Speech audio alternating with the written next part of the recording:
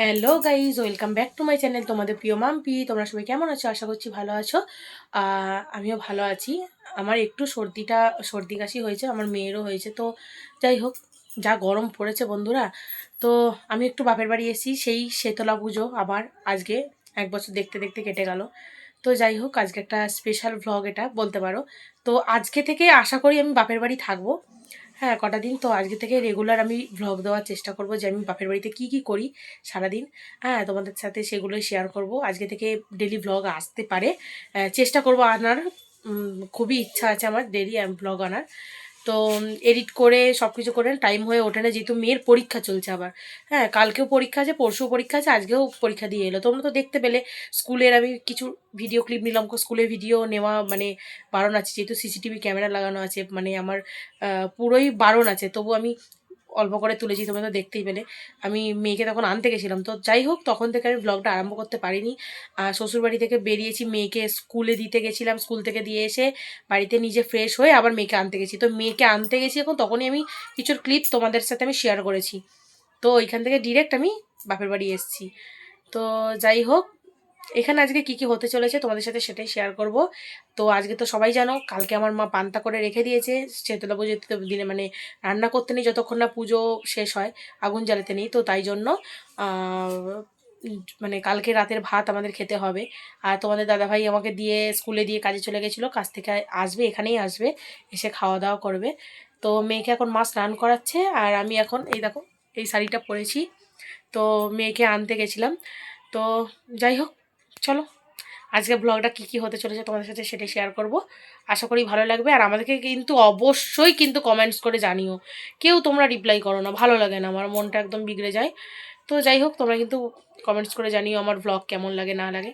তো চলো দেখতে থাকো, আশা করি তোমাদের ভালো লাগবে। এই যে আমরা এখন পুজো দিতে যাচ্ছি, মাও রেডি হয়ে গেছে।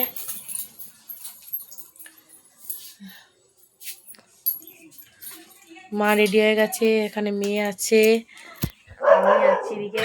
তো চলো পুজোটা দিয়ে আসি।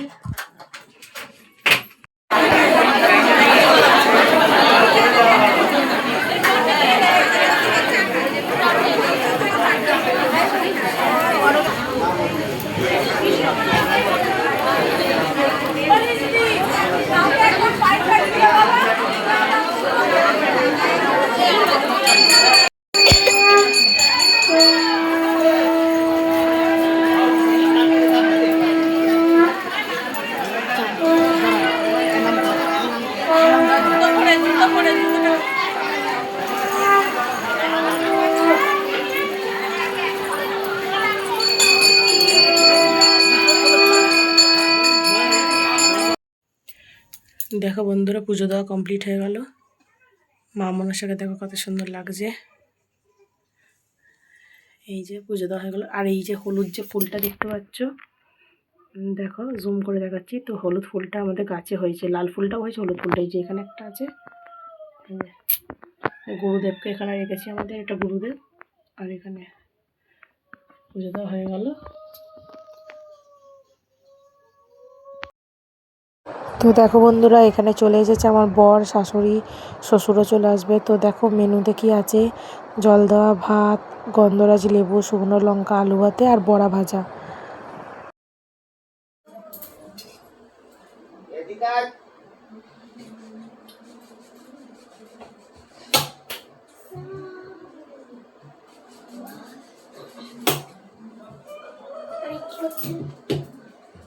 করছেনটা কি আমাকে বলতে হবে।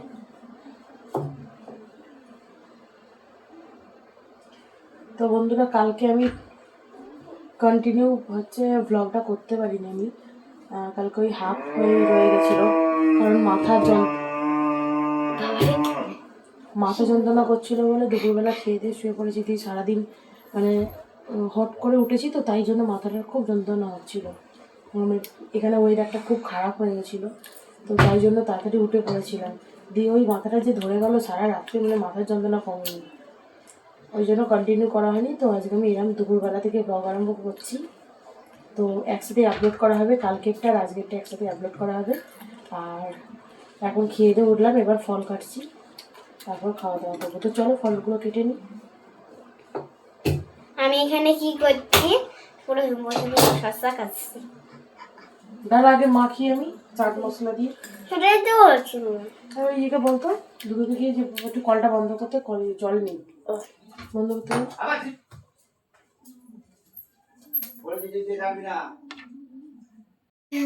তো দেখো বন্ধুরা, আজকে এই ফল কেটেছি। এখানে শসা আছে, শাকালু আছে, আঙুর আছে, পেয়ারা আছে, আর তরমুজ আছে। তো চলো খেয়ে নিই। টাটা।